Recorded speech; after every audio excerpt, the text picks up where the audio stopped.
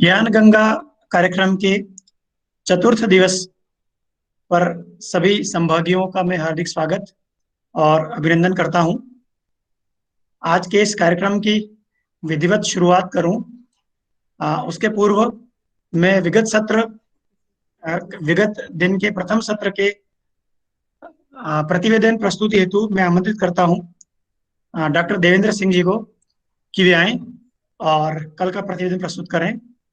उसके उपरांत आज के हमारे सारस्वत अतिथि का वक्तव्य हम ग्रहण करेंगे।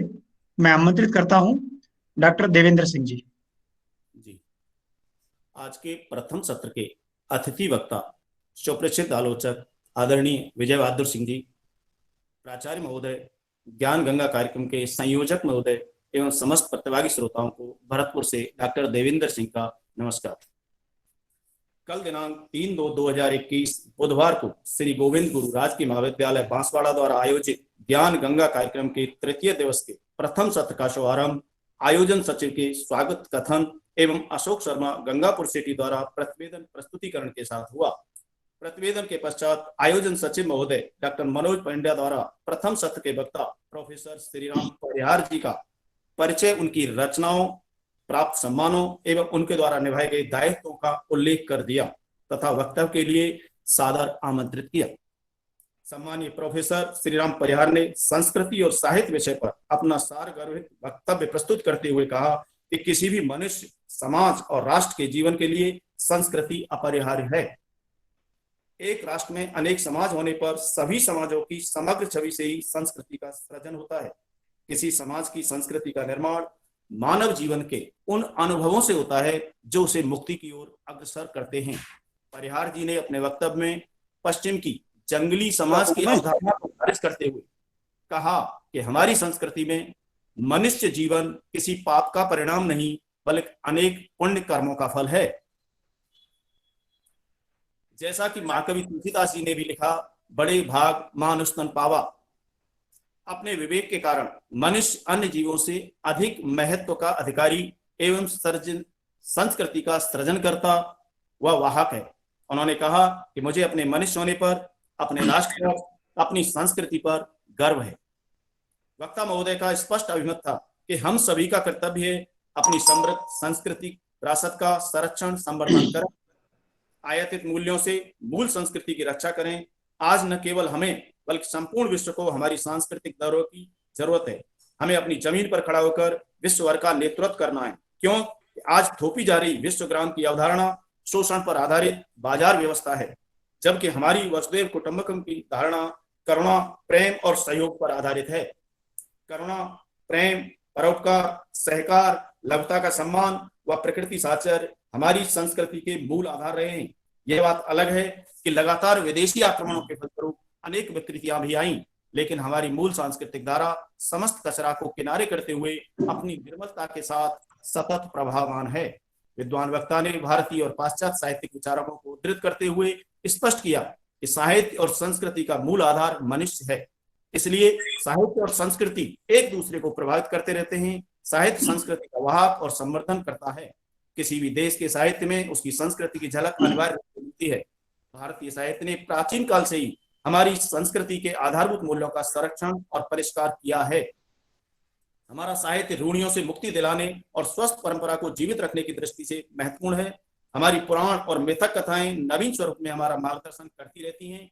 विरुद्धों का सामंजस्य हमारे समाज, संस्कृति और साहित्य के मूल में रहा है। परिहार जी ने वाल्मीकि, कालिदास, भभूति, तुलसीदास, प्रसाद, निराला और मैत्री सेनगुप्त सहित अनेक साहित्यकारों के आवश्यक उद्धरण प्रस्तुत कर अपने मत की पुष्टि की तथा वक्तव्य को सरल, संप्रेषणीय और रोचकता के साथ प्रस्तुत किया। उन्होंने इच्छा व्यक्त की, सृष्टि अपने संपूर्ण स्वरूप में सुरक्षित रहनी चाहिए। सृष्टि बचेगी तो हम बचेंगे। साहित्य इस सृष्टि, संस्कृति और मनुष्य का संरक्षण करता रहा है और करता रहेगा। उन्होंने कहा कि मेरी तो एक ही इच्छा है, भगवान भारतवर्ष में गूंजे हमारी भारती।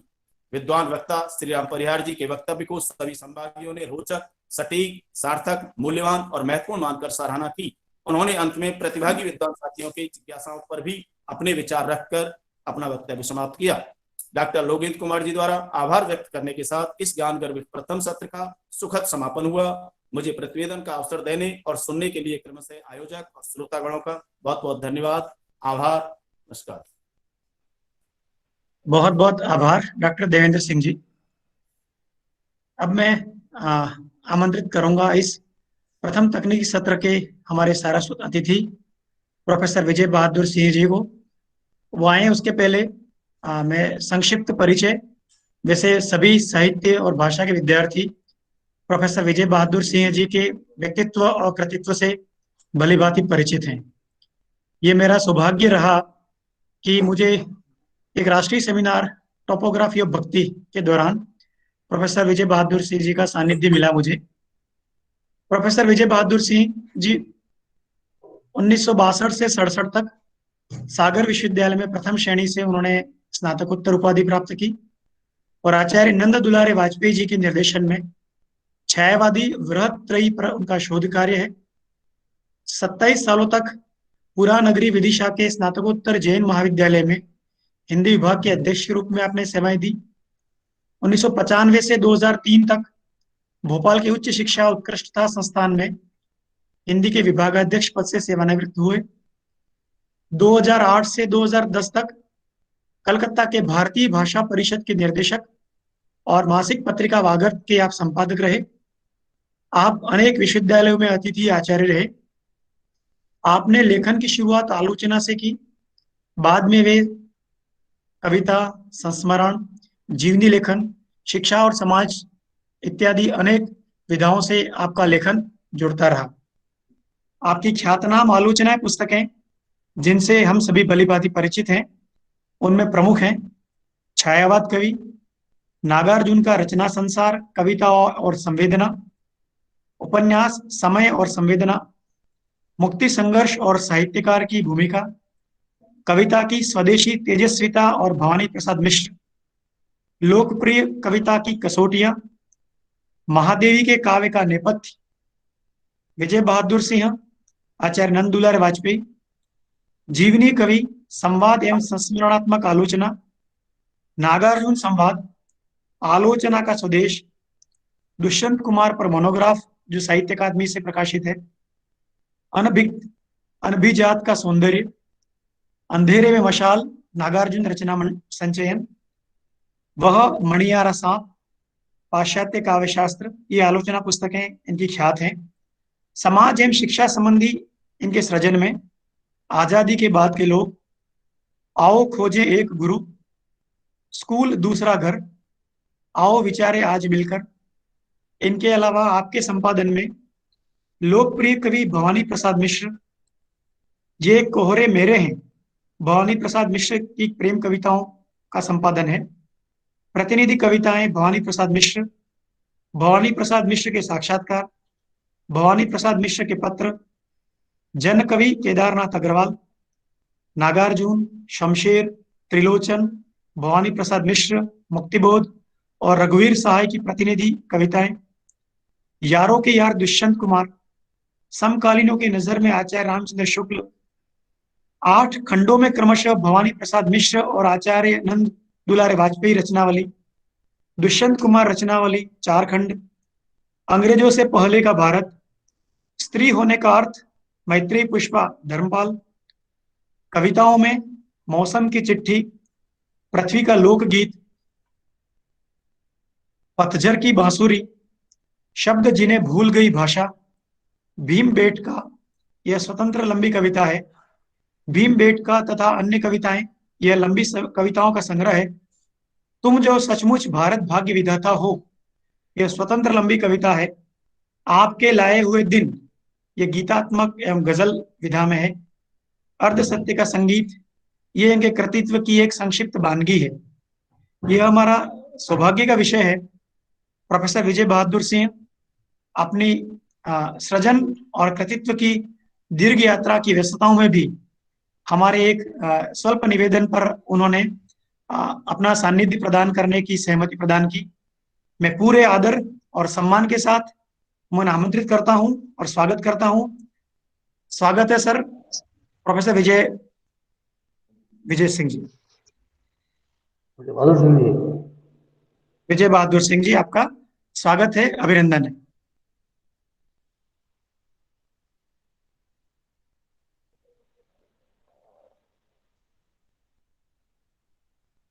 सर, आप अपना वक्तव्य शुरू कर सकते हैं सर।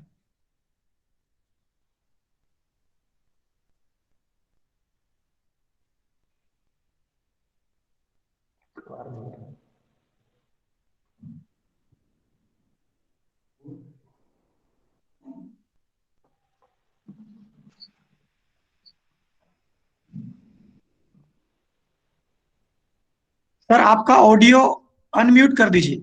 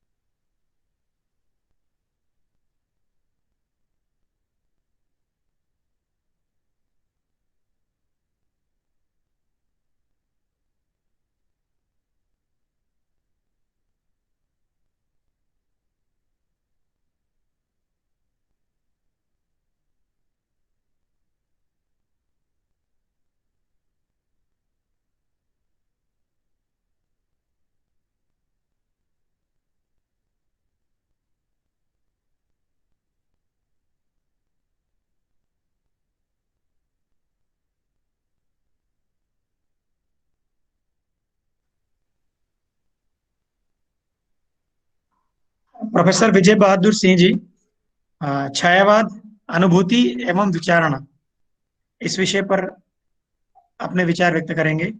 और खास तौर से उसमें भी छायावाद की संवेदना पक्ष और भाव पक्ष पर उनका आ, वक्तव्य केंद्रित होगा। छायावाद की अनुभूति पक्ष पर, संवेदना पर।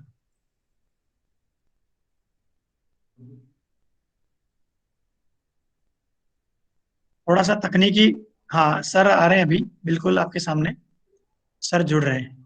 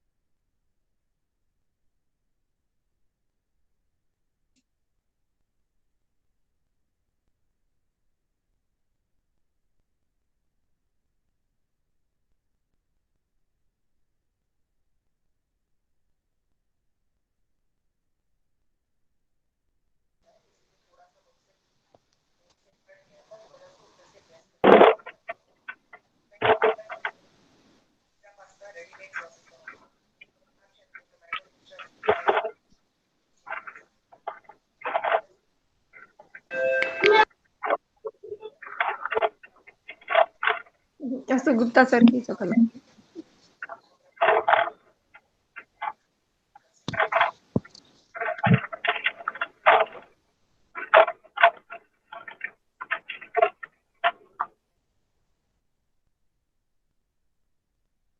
आवाज की ऐसी तैसी।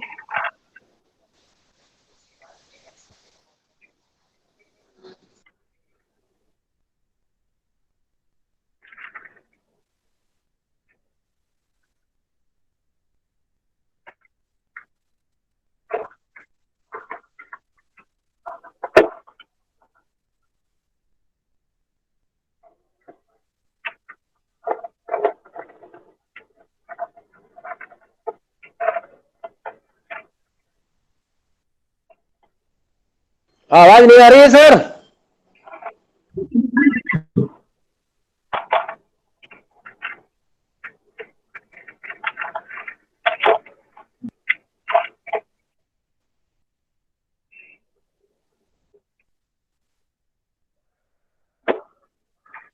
सभी संभागी ध्यान दें। आदरणीय प्रोफेसर विजय बहादुर सिंह जी तकनीकी कारणों से जुड़ नहीं पा रहे हैं। कार्यक्रम शुरू नहीं हुआ है, कार्यक्रम शुरू नहीं हो पाया है। सर जुड़ रहे हैं, तकनीकी कारणों से उनका ऑडियो म्यूट हो रहा है। बहुत जल्दी सर जुड़ने की कोशिश कर रहे हैं, आप थोड़ा सा धैर्य रखें।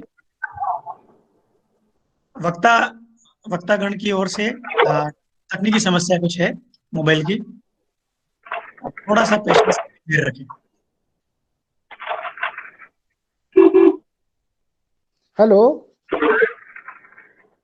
हेलो,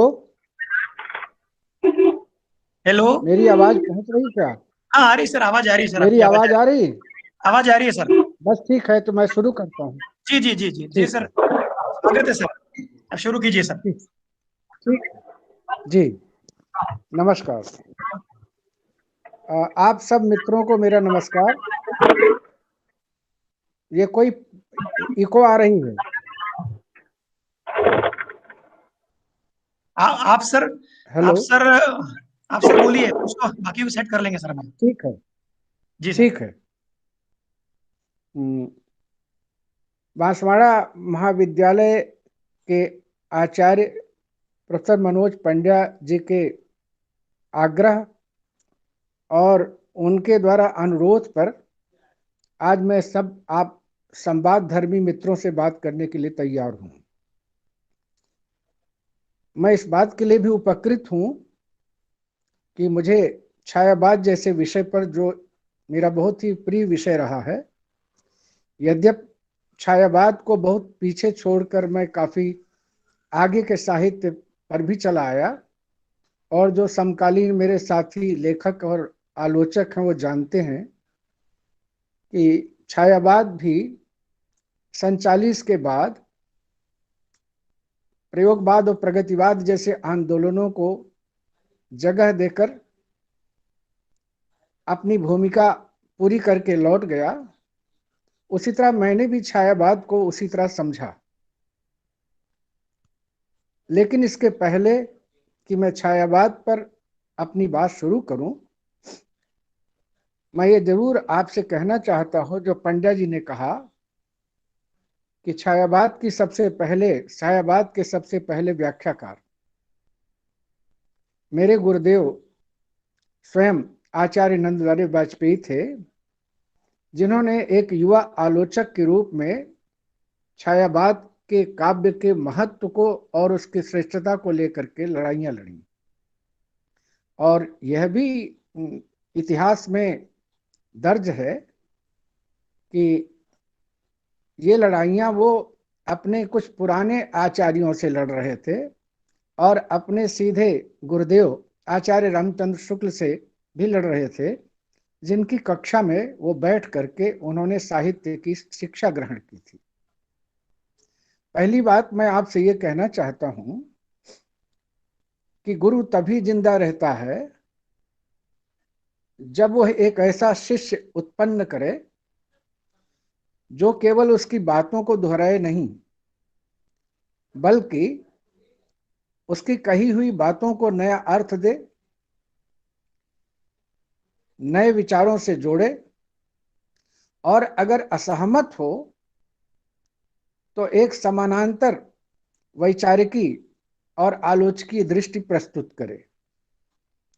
अगर यह वह नहीं संभव कर पाता तो फिर वो शिष्य चाहे जैसा हो, वो गुरु की मूर्ति रख करके पूजा स्थल पर जा करके पूजा तो कर सकता है, लेकिन गुरु को जिंदा नहीं रह सकता।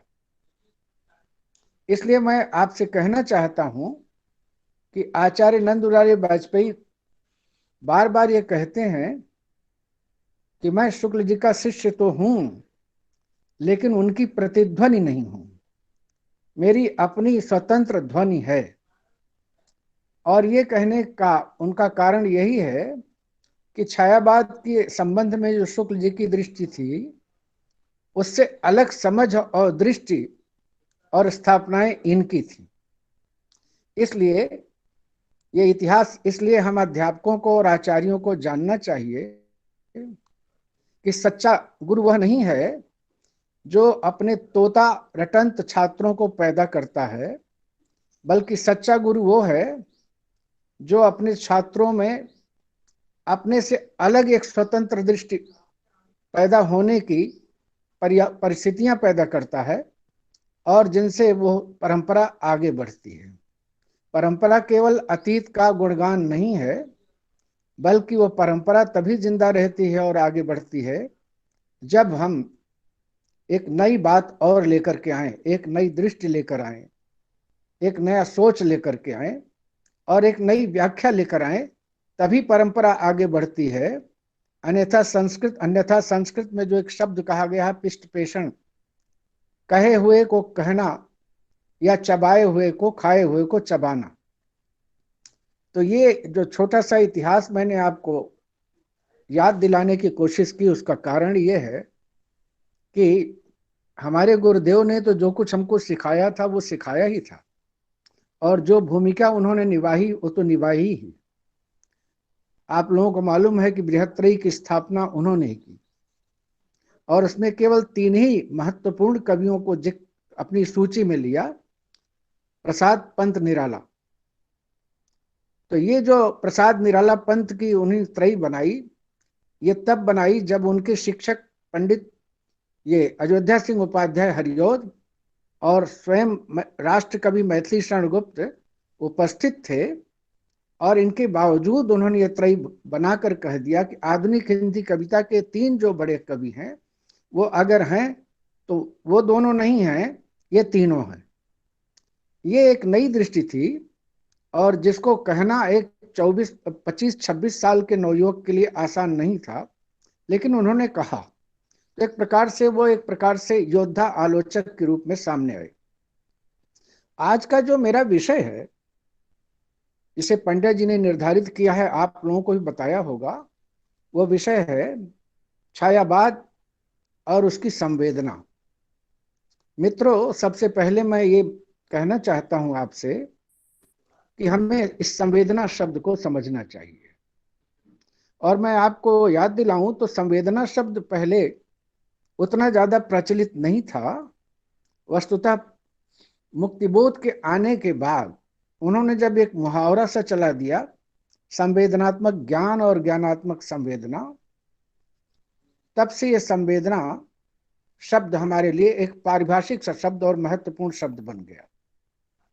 इसलिए इसे भी हमको जानकर रखना चाहिए और सोचना चाहिए कि क्या इस संवेदना के लिए हमारे पास कोई पहले से कोई शब्द नहीं था क्या।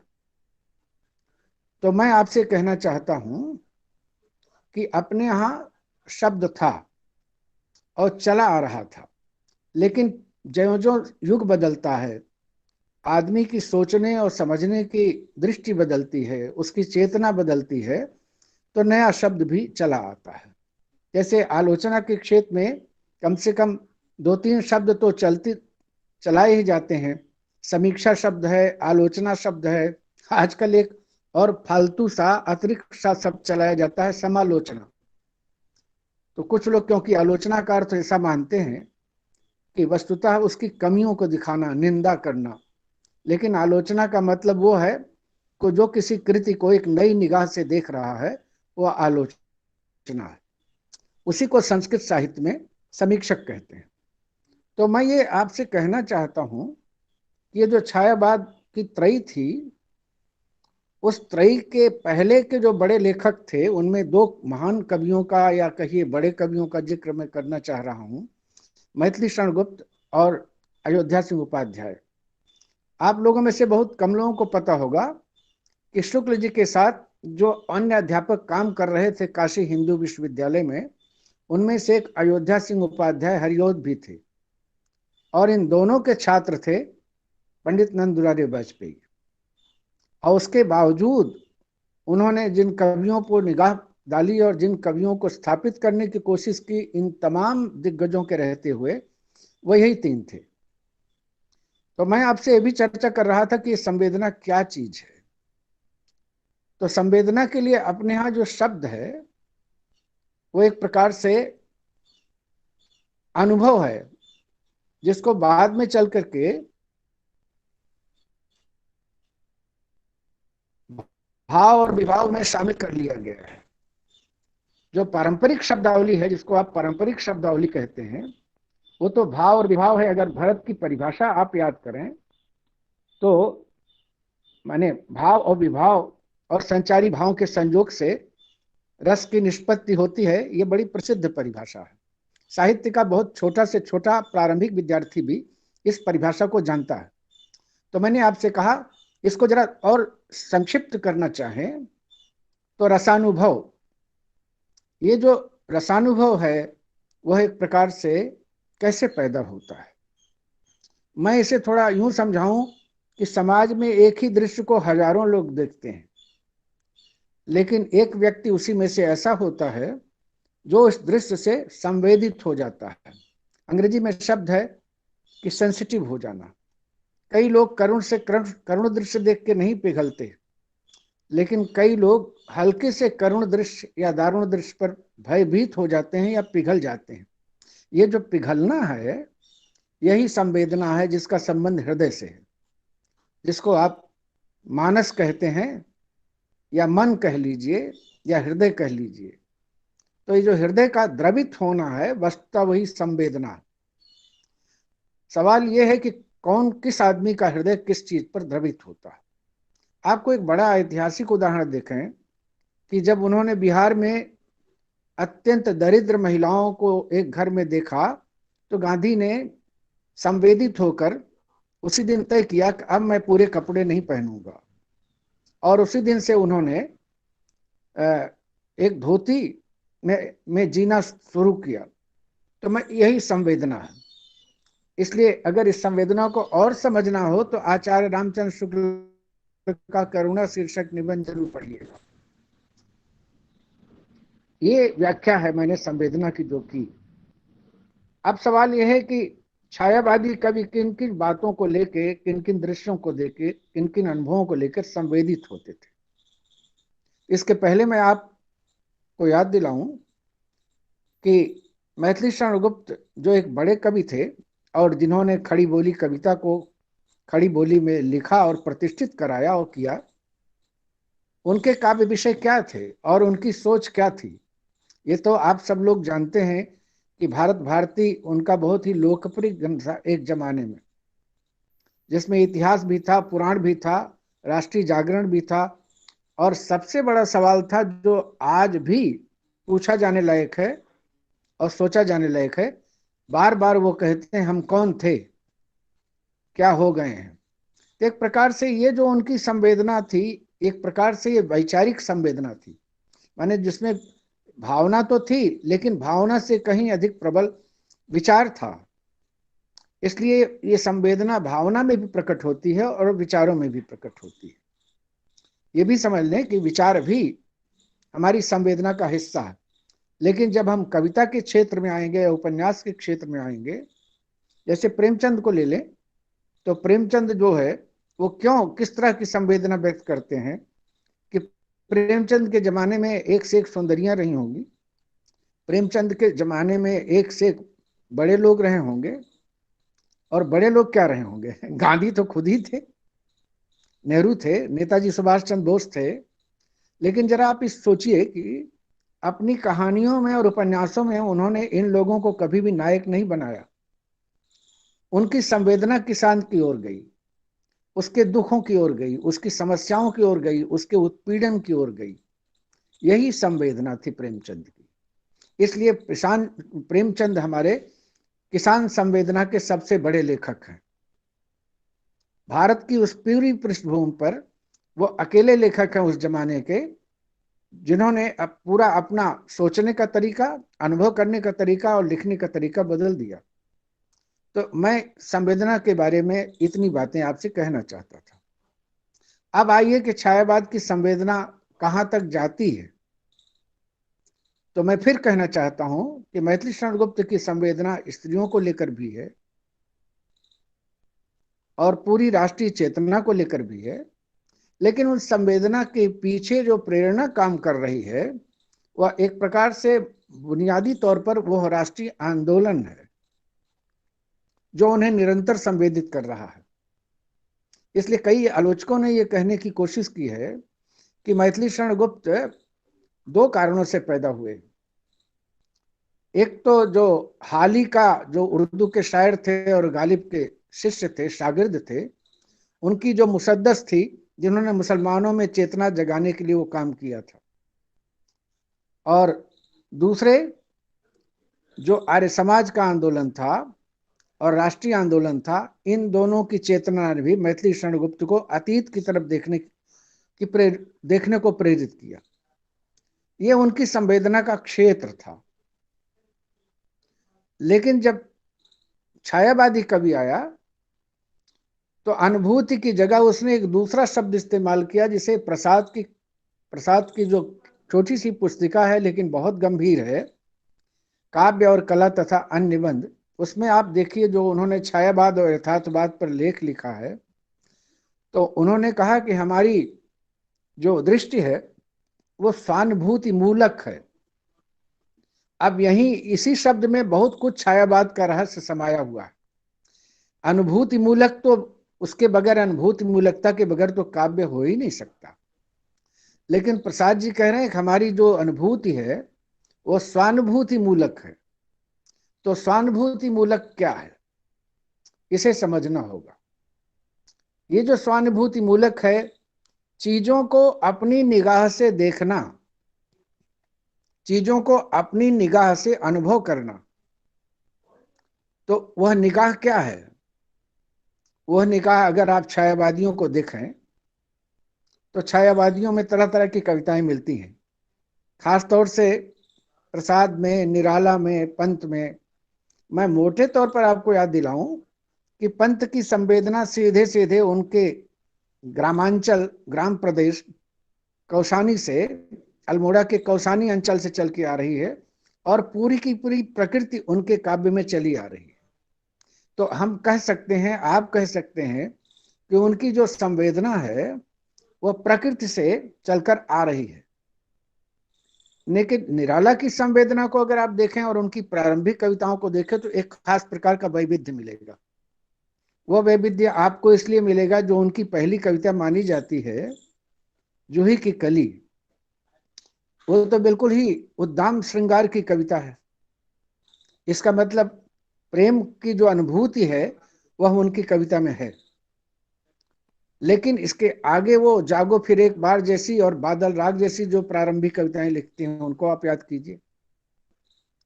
और इन कविताओं को लिखने के बाद वो जैसे ही गीतिका की तरफ जाते हैं तो वो एक प्रकार से पूरी तरह से एक दूसरी भाव भूमि में चले जाते हैं और वहां से वो अपनी संवेदना ग्रहण करते हैं। ये जो संवेदना का ग्रहण क्षेत्र है छायावादियों का, ये बहुत मुख्य बात है। एक बात मैं कहना चाहूं कि जब हम किसी आदर्श के दायरे में बंध जाते हैं, जो हम अध्यापक लोग अक्सर अपने छात्रों को रोज रोज उपदेश की तरह सुनाया करते हैं, तो प्रकारांतर से हम उनके संवेदना लोक को सीमित भी करते हैं। और ये एक प्रकार से, अगर मैं श्री राम परिहार के व्याख्यान की रिपोर्टिंग सुन रहा था तो उसमें संस्कृति शब्द बहुत आया है, मैं इसकी व्याख्या आगे करूंगा।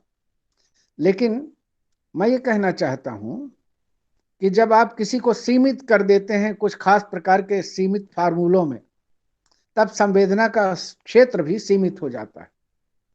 आज पूरे 20वीं शताब्दी के काव्य में निराला अगर बहुत बड़े कवि माने जाते हैं या प्रसाद बहुत महान कवि माने जाते हैं, तो उसका कारण क्या है?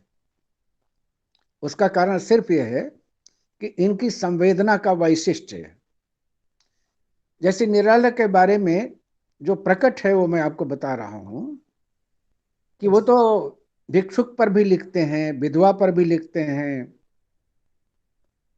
एक मजदूरनी पर लिखते हैं, वो तोड़ती पत्थर, और फिर उसके बाद राम की शक्ति पूजा लिखते हैं, सरोज स्मृति उसके पहले लिख चुके हैं, और उसके बाद सीधे सीधे वो एक तरफ तुलसीदास जैसे खंड काव्य की तरफ चले जाते हैं मनोवैज्ञानिक, और दूसरी तरफ वो कुकुरमुत्ता के पास चले जाते हैं।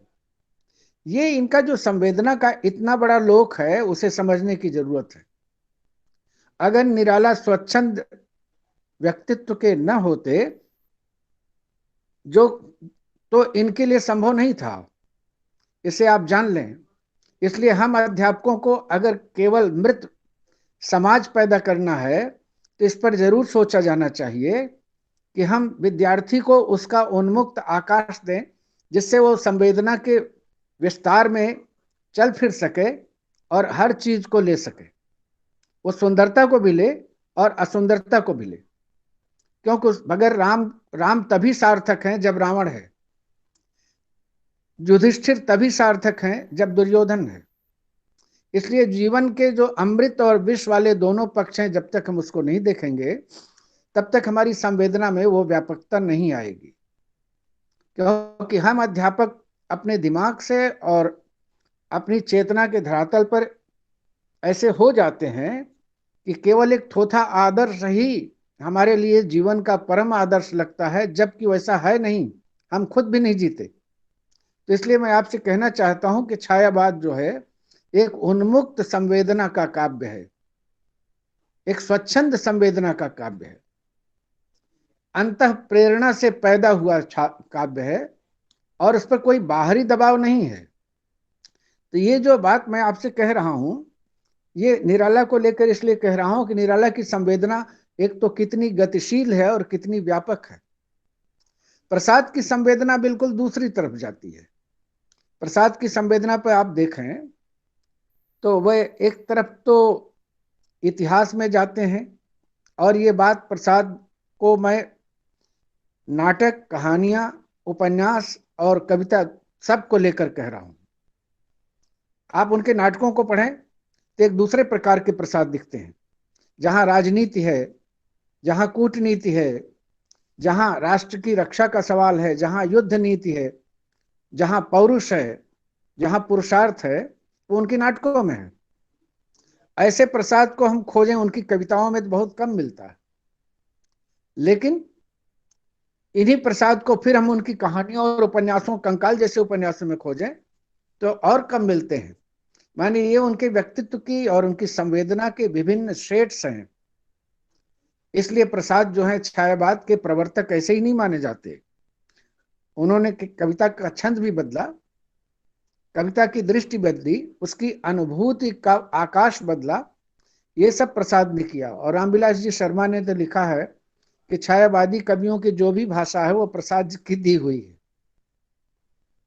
तो मैं आपसे कहना ये चाहता हूं कि छायावाद की संवेदना वस्तुतः वैश्विक है, यूनिवर्सल है, आज के शब्दों में मुहावरे में कहूं तो ग्लोबल है। जबकि मैथिली शरणगुप्त और हरिओद की संवेदना नेशनल है, राष्ट्रीय है, और लोकल है, स्थानिक है, बहुत ज्यादा स्थानिक है। और दोनों की दृष्टि में, दोनों कवियों, दोनों युगों के कवियों की दृष्टि में फर्क करना हो तो मैं आपको एक बात और याद दिलाऊंगा कि मैथिली शरणगुप्त कहते हैं कि नारी ये अबला जीवन हाय तुम्हारी यही कहानी, आंचल में है दूध और आंखों में पानी।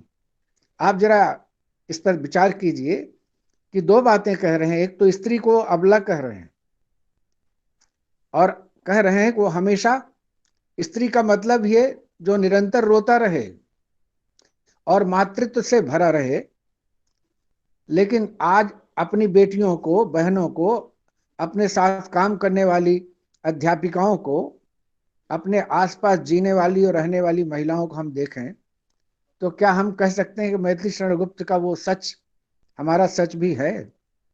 इसका मतलब है कि वो हमारा सच नहीं है। वो मैथिली शरण गुप्त का निजी और एक प्रकार का बहुत सीमित और मर्यादित सच होगा।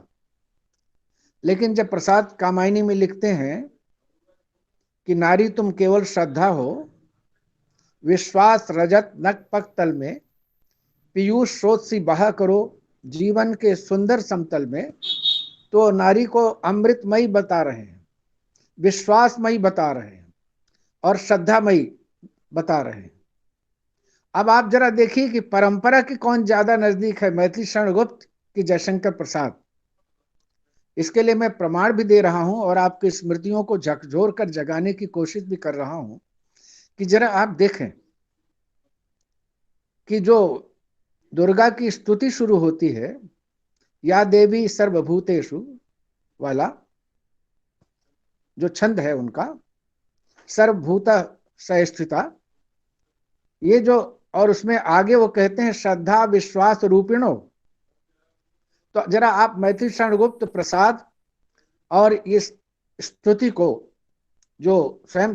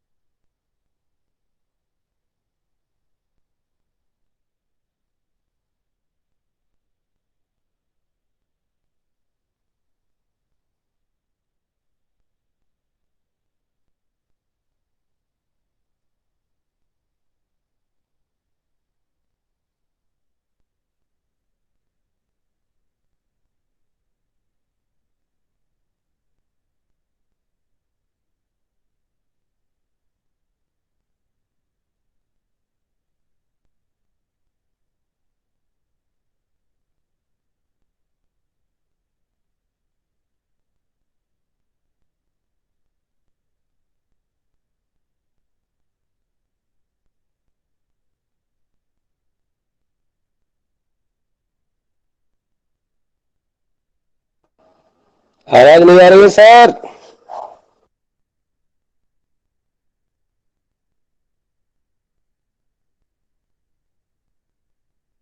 प्रतीक्षा करें।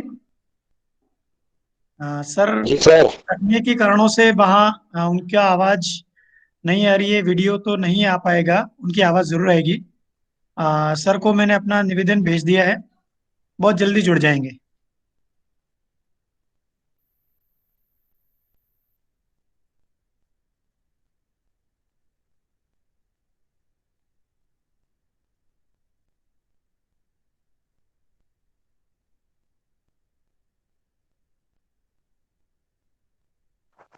हाँ, हेलो, जी सर, आपकी आवाज आ रही है सर, आ रही है मेरी आवाज। आवाज आ रही? आ रही है सर, आ रही है। अब बताइए मैं कहाँ से बोलूं? आप क्या सर, सुन पाए, क्या छूट गया? परंपरा के निकट वाला जो गुप्त गुप्त जी प्रसाद का जो प्रसंग चल रहा अच्छा अच्छा, था। ठीक, समझ गए। जी ठीक है, मैंने दोनों की तुलना कर दी थी, वो आप सुन पाए थे?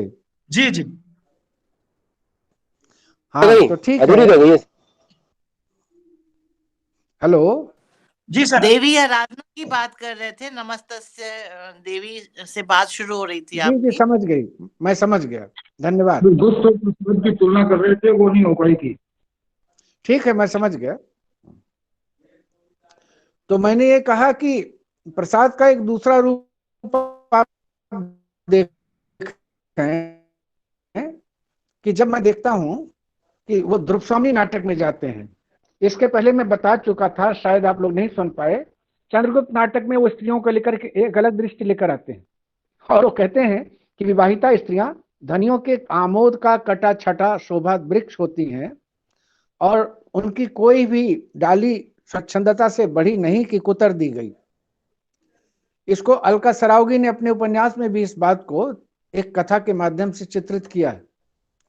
तो मैं ये बात कह रहा हूं कि प्रसाद जो है वो परंपरा को किस तरह आगे ले जाते हैं और मैथिली शरण गुप्त भारतीय स्त्री के दर्द को तो समझें लेकिन भारतीय स्त्री के भविष्य को नहीं समझते, जबकि प्रसाद जो है कामायनी में जाकर के एक तरफ श्रद्धा को तैयार करते हैं और दूसरी तरफ ईड़ा को। बहुत सारे हम अध्यापक लोग समझते हैं दोनों के विरोधी हैं, लेकिन मुझे एक ऐसा शख्स बताइए कि जिसके पास हृदय तो हो लेकिन उसके पास मस्तिष्क ना हो, उस आदमी को हम क्या समझेंगे। इसलिए कोई भी सभ्यता हो, संस्कृति हो, अगर वह केवल मस्तिष्क वाली संस्कृति है, हृदय वाली संस्कृति नहीं है, तो आधी अधूरी है, लंगड़ी है और अमानवीय है। इसलिए प्रसाद हमेशा इस बात को ध्यान रखते हैं कि पुरुष और स्त्री दोनों एक प्रकार से जीवन के संगी हैं। तो मैं केवल एक तुलनात्मक कह रहा था कि संवेदना कैसे कैसे कहाँ कहाँ जाती है और काम करती है। तो प्रसाद की संवेदना जितने अतीत की गहराइयों में जाती है, उसकी क्रांतिकारी विरासतों को लेकर लौटती है, और निराला की संवेदना हमेशा एक नए सपने को देखती है और जीवन के यथार्थ से निरंतर संवाद करती रहती है।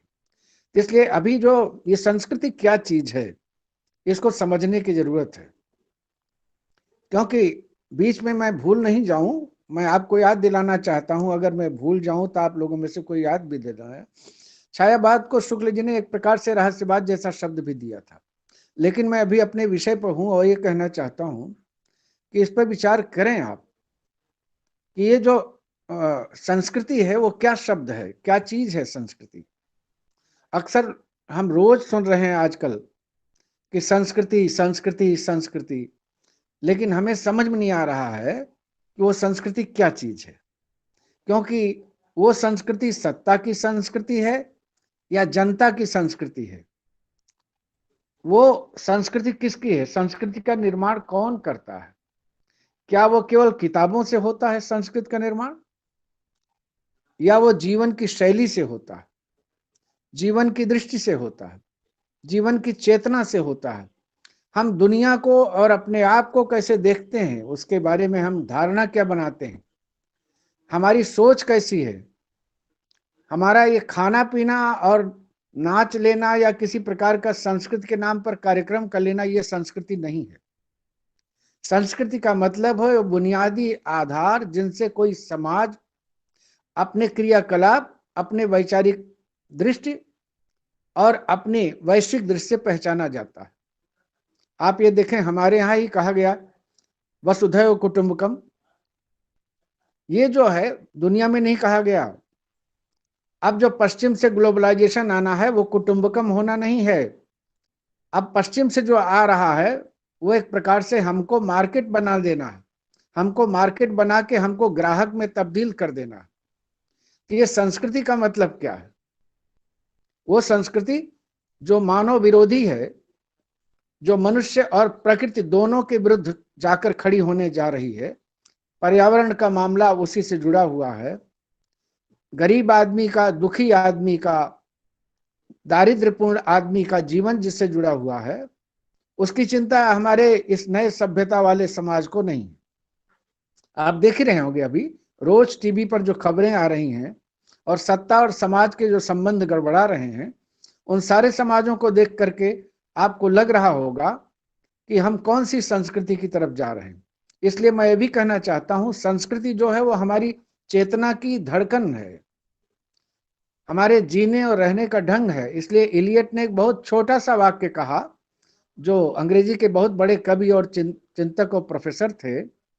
उन्होंने कहा कि culture is nothing but A way of life.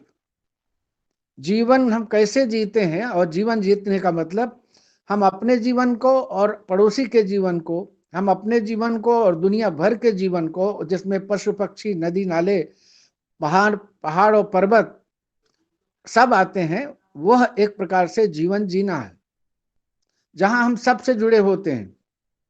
ये जो मेरा कहना है कि इस जुड़ाव को अगर आप समझ सकते हैं तो आप संस्कृति को भी समझ सकते हैं। संस्कृति किसी की न बपौती है न किसी की धरोहर है, इसलिए वो हमेशा एक गतिशील जल प्रवाह की तरह बहती रहती है। जो संस्कृति राम की थी, जो संस्कृति कृष्ण की थी, और जो संस्कृति बाद में मध्यकाल के हमारे राजपूत राजाओं में रही, वही संस्कृति तो आज हम नहीं जी रहे हैं। वो निरंतर विकसित हो रही है, लेकिन केंद्र में जो एक बात आती है, वो सबसे बड़ी बात ये आती है कि हम मनुष्य के प्रति और अपने आसपास की दुनिया के प्रति क्या रवैया रखते हैं, क्या समझते हैं। और जब ये बातें समझते हैं तभी हमको संस्कृति का अर्थ समझ में आता है। तो अब मैं ये कहना चाहता हूं कि छायावाद जो है वो जितना ऐतिहासिक चेतना का काव्य और लेखन है, उतना ही वो सांस्कृतिक चेतना का भी लेखन है। और सांस्कृतिक चेतना का लेखन होने के साथ साथ वो जीवन के यथार्थ के बोध का भी लेखन है। ये सारी चीजें उसकी संवेदना के अंतर्गत आएंगी। पंडित जी ने मुझसे कहा था कि किसी प्रकार से आप उसके भाव पक्ष पर ही रहिएगा, क्योंकि मेरा 1/4 समय तो वैसे ही बर्बाद हो चुका है ज्वाइन होने में, इसलिए मैं उसी भाव क्षेत्र में ही रहूंगा। तो मैं आपको भाव क्षेत्र की बात बता रहा हूं कि इसमें जो दो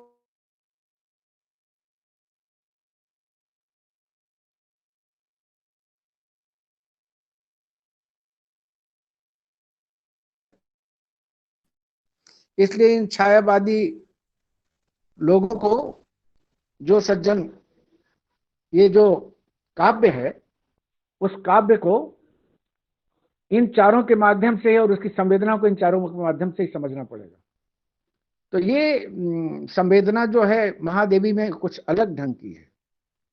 महादेवी को लेकर के मैंने जो किताब लिखी है, जिसका पंडित जी ने उल्लेख किया, महादेवी के काव्य का नेपथ्य। वैसे तो मैंने चारों कवियों पर काम किया है और सब किताबें मेरी प्रकाशित हैं, 2-2, 3-3 बार प्रकाशित हैं। इनमें मैं कहना चाहता हूं कि इनकी संवेदना बहुत गहरी है, बहुत व्यापक है और बहुत वैश्विक है। वो वैश्विकता आपको द्विवेदी युग के कवियों में नहीं मिलेगी। वो वैश्विकता आपको प्रेमचंद में भी नहीं मिलेगी। आज हम प्रसाद और निराला को अगर किसी काव्य के देवता के रूप में पूजते हैं तो उसका कारण क्या है? जैसे कोई ये सवाल उठा सकता है कि आखिर प्रेमचंद में जो इतनी करुणा थी, इतनी संवेदना थी, वो तो एक बहुत बड़े लेखक थे, क्या आप प्रेमचंद को उसके अंतर्गत नहीं रखना चाहते? तो मैं कहूंगा निस्संदेह प्रेमचंद उसके अंतर्गत है, लेकिन प्रेमचंद उस सीमित दायरे से बाहर नहीं निकलते। और कुछ आलोचकों ने तो लिखा है कि जैसे ही वो शहरी सभ्यता की तरफ आते हैं, उनकी संवेदना का टोटा सा पड़ने लगता है। इसलिए वो ग्राम जीवन के और किसान जीवन के मुख्यतः लेखक हैं। लेकिन हमारे इन कवियों को अगर आप देखें तो इनका संवेदना क्षेत्र बेहद व्यापक है, बेहद गंभीर है। जैसे जयशंकर प्रसाद बुद्ध काल तक भी जाते हैं, बुद्ध के पहले भी जाते हैं, और हमारे समय में कहाँ तक चले आते हैं वो, इसकी याद अगर मैं दिलाऊं तो प्रसाद जी की कविता है जो उन्होंने पेशोला की प्रतिध्वनि नाम से लिखी है। ये कविता लहर में है और इसको आप जरा देखें। वो वस्तुतः वो पेशोला की झील कहाँ है? उदयपुर महल के आसपास, लोग कहते हैं उसके पिछवाड़े में है। अब तो शायद भारत सरकार ने या राजस्थान सरकार ने उसको बहुत ही पास होटल में तब्दील कर दिया है। उस पेशोला की झील से क्या प्रतिध्वनि आती है? प्रसाद जब ये लिख रहे हैं कविता, तो मेरा अनुमान है ये 30 के आसपास की कविता होगी, क्योंकि उसकी तारीख नहीं मिलती। प्रलय की छाया की तारीख तो मिल जाती है 1931, चूंकि वो हंस में छपी हुई थी, लेकिन पेशोला की प्रतिध्वनि की तारीख नहीं मिलती। लेकिन मेरा अनुमान है कि पेशोला की प्रतिध्वनि और शेर सिंह का सत समर्पण, ये दोनों कविताएं जो हैं उसी के आसपास की हैं। तो मैं ये कहना चाहता हूं कि इन कविताओं को अगर प्रसाद जी की देखें तो उसमें प्रसाद जी जिन सामने खड़े शत्रुओं की बात कर रहे हैं, हमारे कुछ मित्र का कहना है कि चूंकि वहां राणा प्रताप है तो इसलिए वहां अकबर होगा, लेकिन अकबर को लेकर के प्रसाद जी की दृष्टि बिल्कुल अलग थी। इसका मतलब यह है कि प्रसाद जी जिस जमाने में लिख रहे हैं कि देश रसातल में चला जा रहा है, कोई राणा प्रताप जैसा नहीं दिख रहा है जो इन आतताइयों से निपटे, तो आप लोगों को और हम लोगों को मिलकर सोचना चाहिए कि आतताई कौन है। यह आतताई मुगल खानदान था या अंग्रेज शासन था? क्योंकि कोई कवि जब कविता लिखेगा तो उसकी संवेदना बगैर अपने युग के की प्रेरणा से नहीं लिखेगा, अपने युग की प्रेरणा को लेकर लिखेगा। तो ऐसी स्थिति में आपसे कहना चाहता हूं कि ये जो प्रसाद की संवेदना है वो हमारे अद्यतन काल तक चली आई है। निसंदेह वो पुराणों की तरफ भी जाते हैं, और एक काम और करते हैं ये लोग कि ये संस्कृत के कवियों की तरफ भी जाते हैं और वहां से बहुत सारा सौंदर्य बोध लेकर के, प्रेरणा बोध लेकर के और तुलनात्मक दृष्टि रख करके आते हैं। जैसे मैं आपको एक उदाहरण बहुत प्रचलित है जो आप लोगों के ध्यान में होगा, चूंकि आप कामायनी पढ़ाते हैं, उसमें आप याद करेंगे तो आप श्रद्धा सर्ग में जब जाएंगे तो श्रद्धा जब मनु को संबोधित करके पूछती है कि तुम कौन हो, तो उसके दूसरे या तीसरे छंद में एक छंद और लिख रहे हैं, क्योंकि मनु ने जब ध्यान देना शुरू किया कोई आवाज आ रही है और बहुत करीब से आ रही है, तो प्रसाद ने एक छंद लिखा है। सुना जब मनु ने मधु गुंजार, मधुकरी कासा जब सानंद, किए मुख नीचा कमल समान, प्रथम कवि का जो सुंदर छंद। अब आप देखिए एक पंक्ति आ रही इसमें, प्रथम कवि का जो सुंदर छंद। तो प्रथम कवि कौन है? हम सब जानते हैं, वाल्मीकि है। वाल्मीकि का पहला छंद कौन सा है?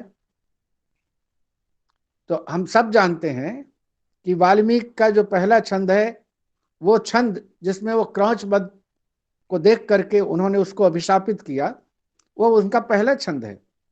और ये छंद, इसका भाव क्या है? तो मैं कहना चाहता हूं ये करुणा का छंद है। इसका मतलब प्रथम कवि का जो सुंदर छंद, कि कौन करुणा में डूबा हुआ है, क्योंकि ये मनु हैं जो करुणा में डूबे हुए हैं, क्योंकि जिस तरह से उनका खानदान परिवार राज सत्ता और सारा वैभव चला गया, तो ऐसा आदमी क्या करेगा? रोने रोने को ही होगा और क्या होगा। लेकिन ये भी एक बात कह रहे हैं प्रसाद जी शुरुआत में कि सुना जब मनु ने मधु गुंजार, मधुकरी का सा जब सानंद, ये श्रद्धा के लिए है। आप जरा देखिए कि प्रसाद जी श्रद्धा के लिए कैसी उपमाएं, कैसी कल्पनाएं कर रहे हैं, क्योंकि संवेदना जब मूर्त होती है तो कल्पना में जाती है। इसे भी मैं आपसे कहना चाहता हूं कि संवेदना को अगर समझना हो तो उसकी कल्पना को समझना पड़ेगा। और कल्पना में प्रसाद जी कह रहे हैं श्रद्धा के लिए कि सुना जब मनु ने मधु गुंजार, मधुकरी कासा जब सानंद। जैसे कोई भ्रमरी उनके कानों के आसपास गूंज रही हो उसकी आवाज। आप जरा जाइए अभिज्ञान शाकुंतल में, और जहां एक भौरा जो है शकुंतला को युवती न समझकर फूल समझ रहा है, भ्रम में पड़ गया।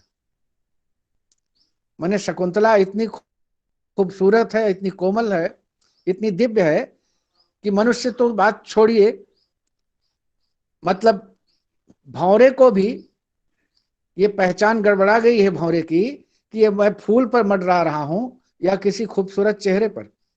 कालिदास ये कह रहे हैं, और यहां प्रसाद जी ने कहा भ्रमरी सा गुंजार करने वाली। तो यहां बिल्कुल परिप्रेक्ष्य बदला हुआ है, कल्पना भी बदली हुई है, लेकिन कुल मिला के प्रेरणा वहां से सूक्ष्म भाव से चलकर आ रही। तो छायावादी कवियों की जो गहराइयां हैं, सौंदर्य अनुभूतियां हैं, और उस सौंदर्य अनुभूति का उनका चरम उत्कर्ष जो है राष्ट्रीयता और संस्कृति और इतिहास से चल करके दार्शनिकता तक पहुंचता है, जिसके कारण छायावाद पर कभी कभी रहस्यवाद होने का एक तरफा आरोप मढ़ दिया जाता है। वस्तुतः रहस्यवाद भी छायावाद की एक प्रवृत्ति है। तो ये रहस्यवाद जो छायावाद की प्रवृत्ति है, उसको अगर उसकी संपूर्णता में और उत्कृष्टता में समझना चाहें तो हम महादेवी के पास जाएंगे। लेकिन अगर उसकी दार्शनिकता को समझना हो तो इन तीनों में और चारों में मिला करके, दार्शनिकता तो पंत जी चले गए अरविंद के पास, लेकिन निराला और प्रसाद केवल अद्वैत में रह गए, महादेवी भी अद्वैत में रह गई। इसलिए अगर आप कहना चाहें कि छायावादियों की संवेदना का मुख्य क्षेत्र क्या है, तो हमें कहना होगा अद्वैतानुभूति। ये उनकी संवेदना का क्षेत्र है। और अद्वैतानुभूति का मतलब यह केवल आत्मा परमात्मा नहीं, ये समस्त विश्व हमारा है, हम समस्त विश्व के हैं, समस्त विश्व हमसे जुड़ा हुआ और हम समस्त विश्व के एक हिस्से हैं, हम भी जुड़े हुए हैं। ये संवेदना का व्यापक लोक है और यही वस्तुतः अद्वैतवाद है। अद्वैतवाद केवल किताबों का एक छोटा सा दर्शन मात्र नहीं है, बल्कि यह चेतना का वह गहरा, सूक्ष्म और व्यापक स्तर है, जहां जाकर हमारी, जैसे हम इंटरनेट पे चले जाते हैं और माने गूगल पर चले जाते हैं, सारी दुनिया से हम जुड़ जाते हैं। अद्वैतवाद भी इसी तरह का एक स्पिरिचुअल गूगल है, एक आध्यात्मिक गूगल है, जहां हमारी चेतना समस्त संसार से जुड़ जाती है। तो इसलिए मैंने कहा कि छायावाद की जो संवेदना है और चेतना है वो इतनी विस्तृत है और इतनी व्यापक है, इतनी गहरी है और इतनी उदात्त है। ये उदात्तता की बात मैं इसलिए कह रहा हूं कि जब तक आप छायावाद की इस उदात्तता को समझेंगे नहीं, तब तक छायावाद के उत्कृष्ट कला बोध को और सौंदर्य बोध को आप नहीं समझ पाएंगे। और ये भी छायावाद माने अपने काव्य में तो प्रस्तुत कर रहा है, आचार में, काव्याचार में जिसमें प्रस्तुत कर रहा, लेकिन अपने यहाँ पहले कहा गया है अयम निजः परो वेति गणुना लघु चेतसाम उदार चरिता नाम ही वसुधैव कुटुंबकम। तो इसलिए उदार चरित्र कौन है? तुलसीदास ने राम के बारे में लिखा, ऐसो को उदार जगमाही। तो ये जो उदारता है ये हमारी संस्कृति की मूलभूत पहचान है, करुणा हमारी संस्कृति की मूलभूत पहचान है। और यही जिस कविता में होगी वह भी भारतीय संस्कृति की सबसे ज्यादा आधारभूत पहचान होगी। और इसमें मुझे शक नहीं कि छायावाद इसी उदारता को, इसी करुणा को और इसी प्रेम को लेकर चलता है। ये उसका संवेदना क्षेत्र जो है यहाँ तक तो है ही, लेकिन मैं आपसे भी कहूं कि एक खास प्रकार की सौंदर्य अनुभूति, कलानुभूति, क्योंकि अगर हम छायावाद को उसके छंदों से छोड़ देंगे, उसकी कल्पनाओं से छोड़ देंगे, जो कि पंड्या जी ने मुझे उस क्षेत्र में बरस दिया है कि वहां आपको जाने की जरूरत नहीं है, तो मैं कहना यह चाहता हूं कि इस पर सोचे समझे जाने की जरूरत है। एक तो उन्होंने मुझे ऐसा विषय दे दिया जिसमें मुझे बार बार अब याद आ रहा है कि हमारा समय पूरा हो गया। अब मुझे ये भी नहीं समझ में आ रहा है कि मैं इसको क्या करूं, लेकिन मैं ये जरूर कहना चाहता हूं कि महादेवी को मैं निजी तौर पर मूलभूत छायावाद के अंतर्गत नहीं मानता, इसलिए मुझे एक किताब लिखने की जरूरत हुई। दूसरी बात, मैं मूलभूत तौर पर उनको रहस्यवाद की कवित्री भी नहीं मानता। मेरा ये मानना है कि महादेवी के लिए रहस्यवाद एक कैप्सूल है जिसमें वो अपने प्रेमानुभूति को भरती, और इस पर मैंने पूरा एक अध्याय लिखा है। इसलिए अभी तो किताब खैर वो बाजार में उपलब्ध नहीं है, दोबारा छप रही है, शायद मार्च के बाद छपे, महादेवी के काव्य किताब घर से छपी थी।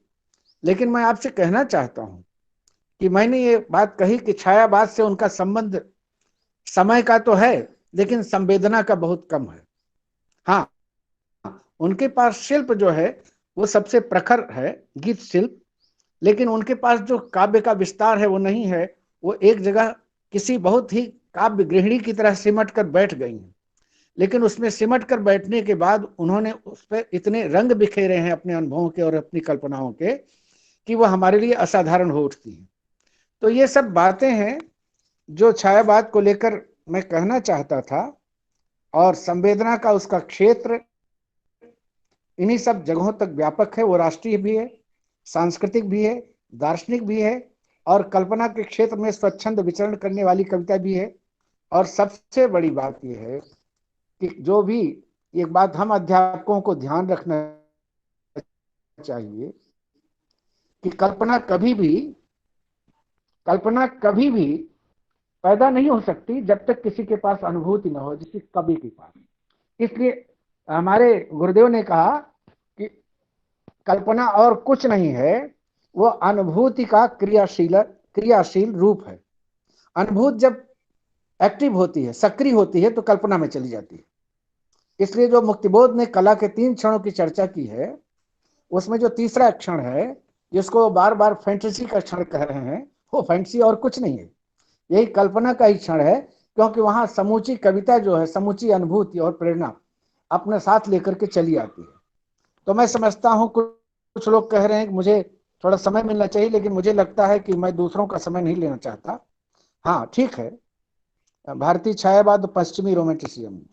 देखिए, पश्चिमी रोमांटिसिज्म जो है वो छायावाद से जहां तहां मिलता है, बल्कि रविन्द्रनाथ वगैरह ने और शुक्ल जी ने तो खुद ही ये सब बातें कही, लेकिन ये एक स्वतंत्र विषय होगा। मैं सिर्फ इतना कहता हूं, हाँ, जो एक शब्द का इस्तेमाल मैं नहीं किया और लगभग मैं भूल गया, अच्छा हुआ आपने ये सवाल पूछा। मैं जवाब ये देना चाहता हूं कि जो हमारा छायावाद है वो किसी की अनुकृति नहीं है, इमिटेशन नहीं है, नकल नहीं है। वस्तुतः वो हमारे नवजागरण आंदोलन की और राष्ट्रीय आंदोलन की संयुक्त पैदाइश है, उत्पत्ति है। अगर राजा राम मोहन राय, अगर आर्य समाज के दयानंद, ये सब लोग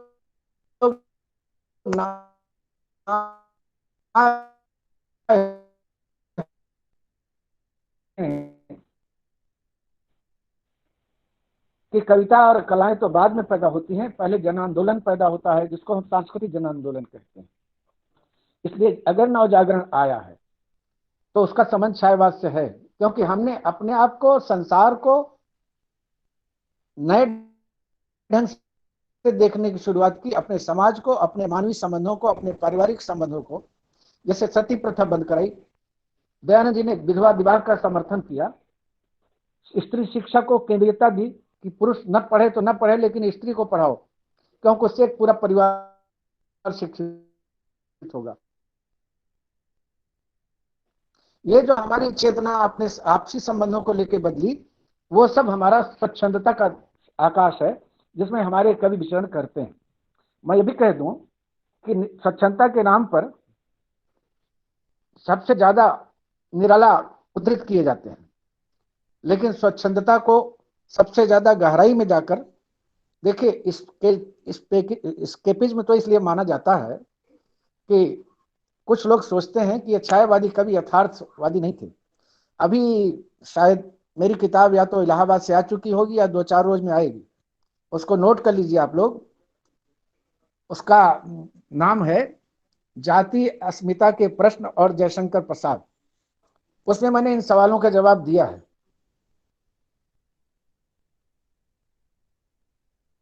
और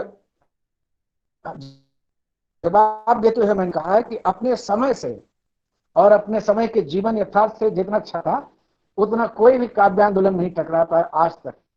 इसलिए चाहे वो अज्ञे आए, चाहे नागार्जुन आए, इन सब लोगों की कविता को एक तरफ रख लीजिए और फिर सामाजिक जीवन के यथार्थ को और उसके मुठभेड़ को और संघर्षों को। ये प्रसाद ही हैं जो लिखते हैं कि महत्वाकांक्षा का मोती निष्ठुरता में पलता है। ये प्रसाद ही हैं जो चाणक्य, चंद्रगुप्त और स्कंदगुप्त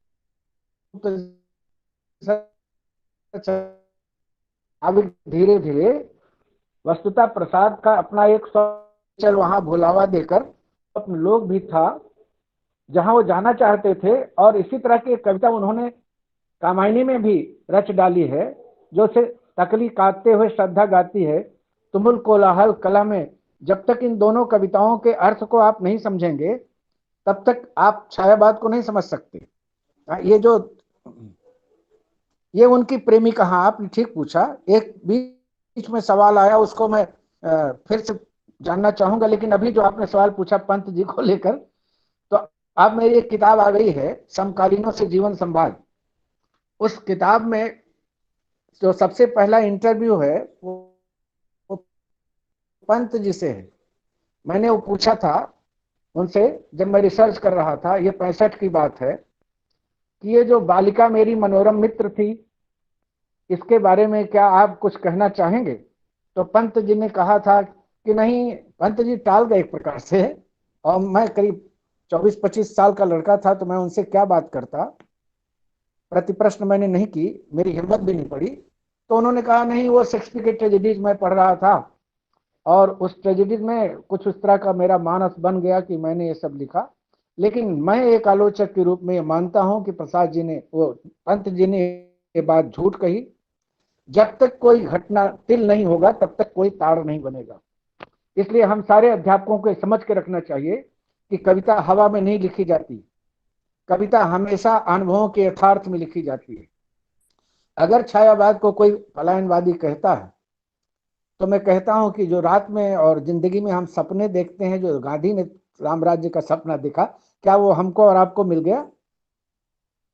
सपना देखना कवि की और स्वप्नदर्शी व्यक्तित्व की चेतना का एक अहम हिस्सा है, और वो सपना हमेशा देखा जाना चाहिए। तुलसीदास ने रामराज्य का सपना देखा जहांगीर और अकबर के जमाने में, तो गांधी ने हमारे जमाने में उसको देखना चाहा। प्रसाद भी एक ऐसे संसार का सपना देख रहे हैं। लेकिन जो लोग जानते हैं कि जो श्रद्धा सर्ग में प्रसाद जी ने कामायनी की श्रद्धा मनु से कह रही है कि पलायन नहीं, तपस्या नहीं, जीवन से मुठभेड़ जो है वो जरूरी है, और वही जीवन की पहचान है। इसलिए मैं इस सवाल को एक बहुत घिसा पीटा और बगैर सोचा हुआ सवाल मानता हूं। ये दोनों बातें मैंने जवाब दे दी। और कोई सवाल हो तो कर लीजिए, बीच में अगर आपने किया हो, मैं नहीं देख पाया हूं तो बात अलग।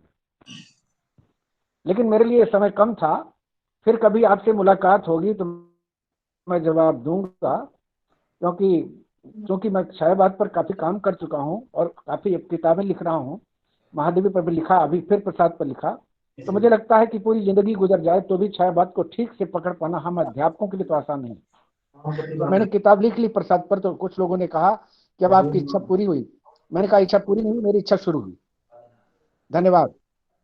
बहुत बहुत सुंदर व्याख्या। और बहुत सारे मनस में बहुत सारी उलझने थी छायावाद की संवेदना को लेकर।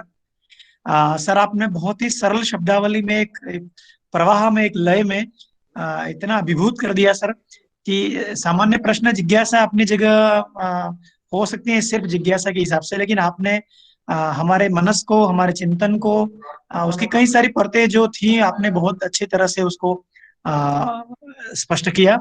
और सभी संभागी साथी भी जो अपना फीडबैक या पृष्ठपोषण जो दे रहे हैं, बहुत अद्भुत। और शायद पहली बार ऐसा देखने में आ रहा है कि वक्तव्य के दौरान ही लगातार जो फीडबैक आ रहे हैं, आप भी सर देख पा रहे होंगे। सभी संभागियों से भी मैं गुजारिश मुझे करता हूँ सब कि भेज यदि कोई, दीजिएगा, पंड्या जी रिकॉर्ड करके भेज दीजिएगा।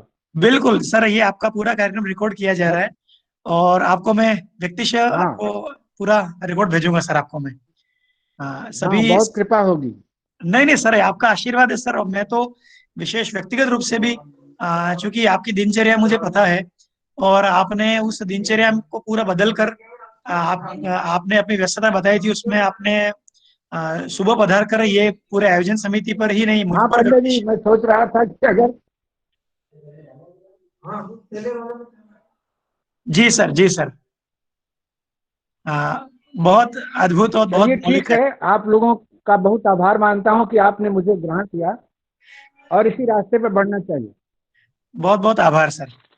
बहुत धन्यवाद धन्यवाद। धन्यवाद सर। जी। सभी प्रश्नों का और जिज्ञासाओं का शमन आदरणीय प्रोफेसर विजय बहादुर सिंह जी द्वारा दिया जा चुका है। इसी के साथ हमारा ये प्रथम तकनीकी सत्र यहाँ विराम लेता है। एक बार पुनः मैं आयोजन समिति की ओर से और व्यक्तिशः प्रोफेसर विजय बहादुर सिंह जी का कोटिशः आभार ज्ञापित करता हूँ।